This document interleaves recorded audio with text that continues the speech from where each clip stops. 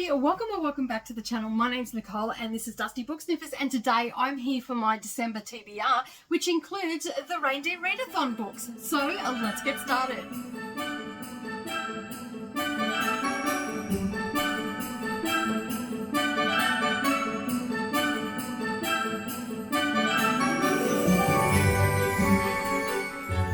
Well, good morning or good evening, everybody, and welcome back to the channel. Thank you for taking some time out of your day and spending it with me while I prattle on about the books that I'm going to attempt to read in the month of December. It is going to be another crazy month here at Dusty Book Sniffers. Not only will I have videos going out every day for my unwrapping of my Advent, but I also have all these books that I want to read, and I'm doing my Read What Your Own challenge. So these are all books that are going to be off my shelf, and also I am going to be focusing on getting some more stuff off my NetGalley. So that is going to be a lot of fun. I do have my iPad down here with all the things that I need with the prompts and all that sort of stuff. Trying to work out how to mute the notifications that are coming in, because as you know, at the time of filming this, we are in the last days of NetGalley, so it's going a little bit off the Richter scale in the thing. But anyway, we're here to talk about the Reindeer Readathon. I will leave all the information down below where you can go and check out the announcement video. It's the first time I've ever done it. Lots of my friends are doing it, so that's exciting as well. And basically, yeah, I'm going to try and read all these books. So with the help of my daughter, last night we finalized my TBR, and we have some prompts here, and I will be looking down at the prompts. We have 1, 2, 3, 4, 5, 6, 7, 8, 9 main prompts. There are some bonus prompts, but I'm not going to go into them today. You can check out all that information at the announcement video. As I said, is linked up down below as well. All right, so the first one that I'm going to be reading is, and I'm sure my daughter picked this because she knows I can't pronounce these names, is for Dasha. This is worth 10 points, and I need to read a book that is recommended to you on social media, and this one was recommended to me from my daughter from a social media post that she's seen, and it's called Breast and Eggs. Now I believe this is a literary fiction. It was voted for a best in the top 20, the top 10 of 2020, a notable book of the year by the New York Times. And this one is written by Miko Kawakaami, I think is how you pronounce that, but that is the author's name just there. And this one is involving motherhood and all that sort of stuff, children, motherhood, working class, all that sort of thing. Basically, she did say to me, don't read the synopsis because it will, you may find it'll spoil it a bit for you. Yeah, so it's just basically covering things like anxiety, motherhood, children, all that sort of stuff. So, and it's called Breast and Eggs. Some of the things that have been written on the front are, breathtaking, fierce, incredible, stunning. And as I said, it has also been voted in the top 10 for 2020. So, yeah. It's also dealing with a little bit of, society's pressures for women as they age to still look like they're young and stuff like that. So I've had this on my list. This is actually my daughter's book as well. So it's got the little silver dot on the back, so I know it's hers. But this has actually been on my shelf for quite a number of months now. She's wanted me to read it, so she finally got her way. So that is for Dasha. So let me pop that one there and bring up the next one. And I'm going to keep putting my passcode in. The next one is Dancer. So this was to read a book genre that you feel matches your favorite music genre. So for example, pop, fantasy might be rock, metal, thriller, pop might be fantasy, rock, metal might be thriller, R&B might be romance, etc., etc. All right, so I did that. I'm sitting here thinking, and then basically we actually took this one from the title. It might not be the genre, but again, this is another translated works. This is Hideo Yokiyama, and this one, and I've got little things all over it. This is 17, and the reason that I'm putting this is because it actually matches one of my favorite bands, The Edge of 17 by Fleetwood Mac. So I'm going to read this one. This one I've had on my shelf for nearly 2 years now, and I have not picked it. I've looked at it many different times, but I have not picked it up. This one I will be reading with my eyeballs because I do not have a audio book for that, but that's okay. I've got some weekends planned where I'm just going to do nothing but read. The next one is Prancer, and that one's worth 15 points. The next one is Prancer. This is worth 10 points, and it's read a book where the synopsis mentions a special name, event, or date. So this one is A Nightmare Before Kissmas, and this is talking about Halloween, and Christmas is mentioned in the synopsis. This was a gift from the lovely Jess from This Kiwi, and basically I am looking forward to reading this. This is going to be my Christmas Day, Christmas weekend read. Basically, I am going to be reading this on Christmas Day. So I'm excited for that. And I'm going to curl up and put the aircon on and just devour this over the 2-day period. So Christmas Day and Boxing Day. So I'm looking forward to that. And this one is Cole might be the Prince of Christmas, but he honestly rather skip it this year. Wouldn't you, when your father is the reigning Santa? Has turned in nothing more than the family latest PR stunt. But Cole has gotten into one scrape too many, and there's a surprise in store. A marriage to his best friend to unite their families is the perfect holiday photo moment. Then a rival arrives to challenge Cole for the prince's hand, and he suddenly the princess's hand, and he suddenly face to face with a past mistake, Hex, the deliciously handsome Prince of Halloween. So it seems like it's going to be a fun time. I've seen a lot of people reading this during NetGalley November, and I was very curious about it. And then lo and behold, it suddenly turned up on my doorstep, thanks to the lovely Jess. So thank you so much, Jess. I really do appreciate you sending that through to me. And it was a lovely, lovely surprise. All right, let's have a look at the next one. And the next one is a Vixen. So this is worth 15 points. And this one is to read a book that you didn't buy or that you borrowed from the library. Now, I didn't buy this one. This one is off my daughter's shelf. So I have borrowed this from her, but I actually have the audiobook that I borrowed from the library. But I asked her to bring this up because I knew that I just got a proof of that on Libby. And I thought, well, you know what? I can use that one. I have the audiobook. I said, can you bring your book up so I can at least show it on screen so I don't have to do any inserts and stuff like that. So this one is one that doesn't obviously count towards my read. Well, it technically can, because I did have this on my shelf. I actually gave this to my daughter, so it's come back to me. So does that count? No, it doesn't. So basically, this one is a audiobook that I got off Libby, and so I thought, you know what, I might as well incorporate it and get that done, and asked her to bring the book up, which is great. And I have no idea what this one is about, but I did know that she had it. So 2 years before leaving home, my father said to my mother that I was very ugly.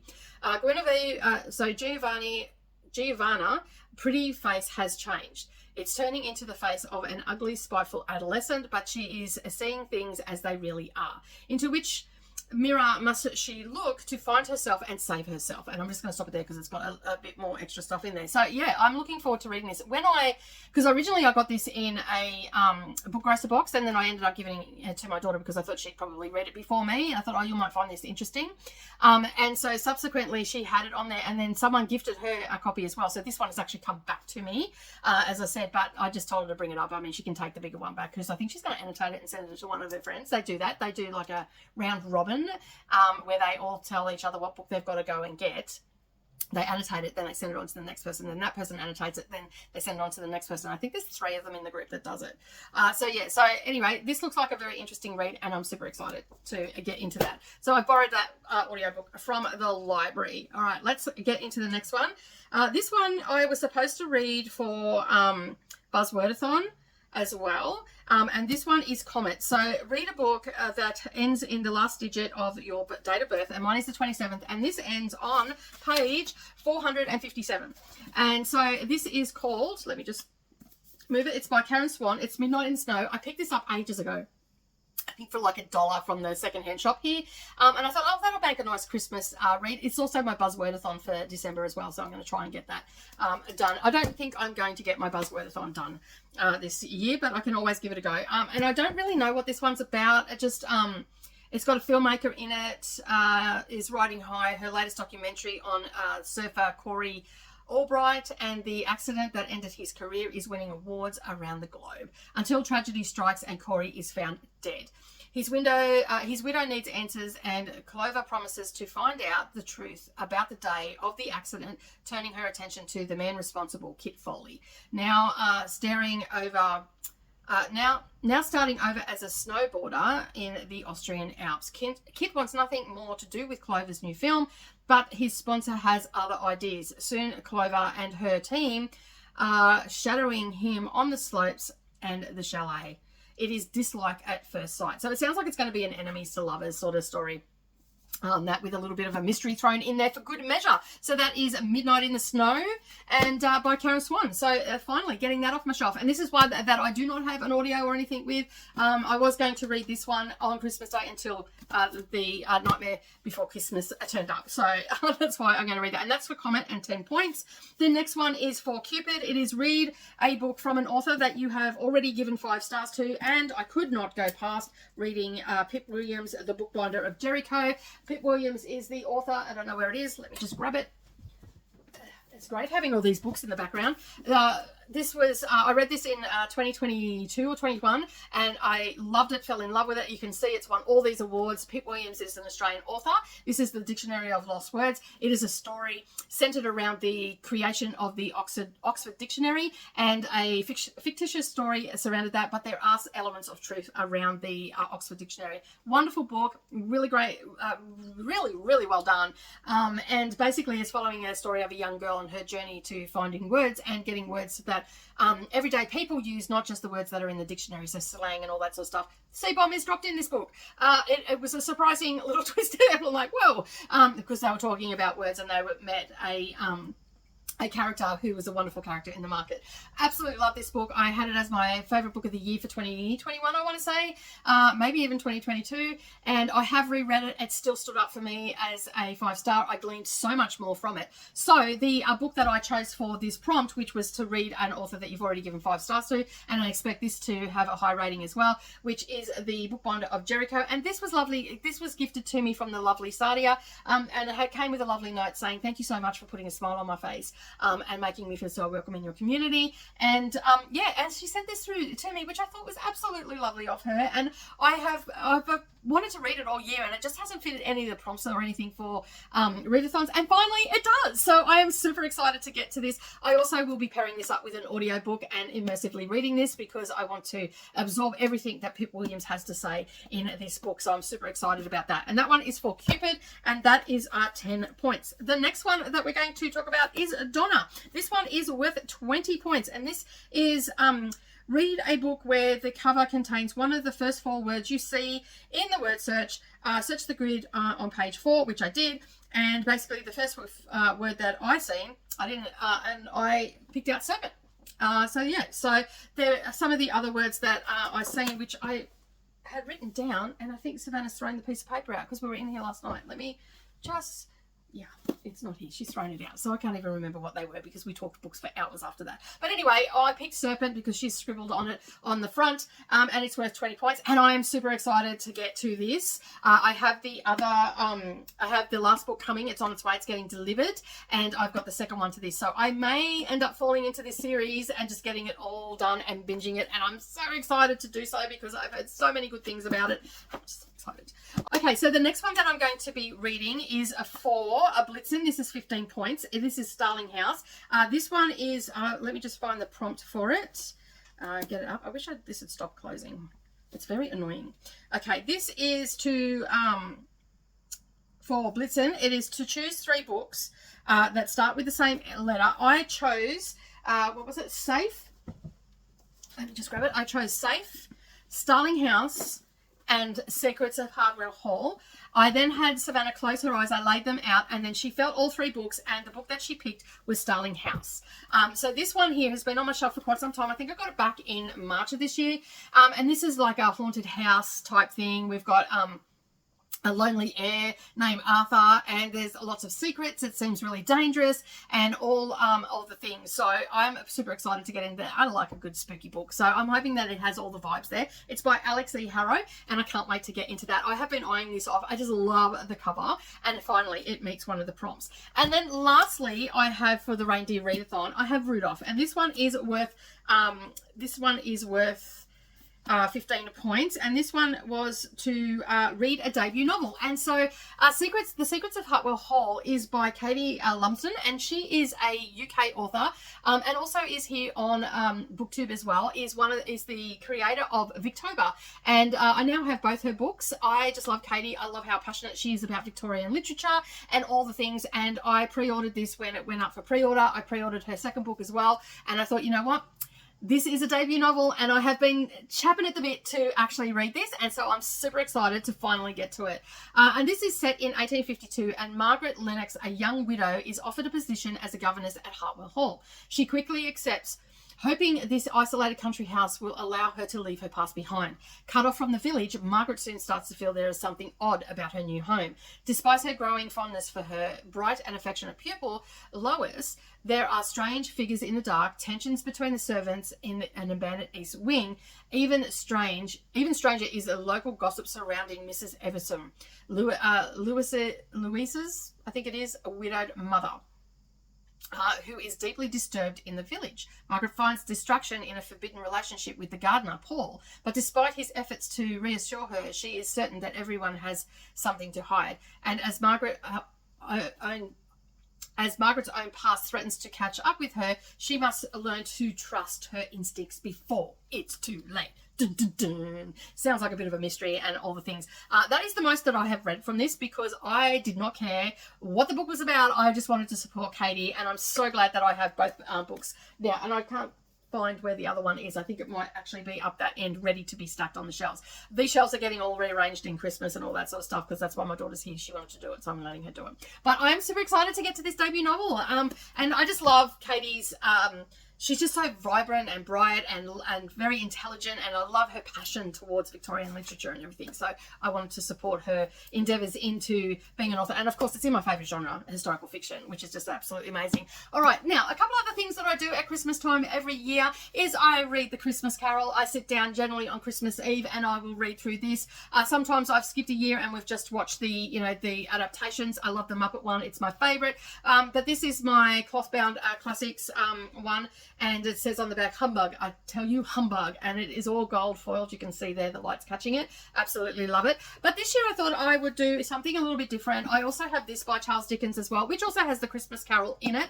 And this is actually, speaking of Katie, Katie is actually doing a Dickens read-along, because she's done the big mega Dickens read-along over the past 2 years, where everything was written that was written by Charles Dickens was read as a group. I unfortunately dropped out of that because I just didn't get time to get them all. I didn't have all the books here and all that sort of stuff, but it is something that I want to do.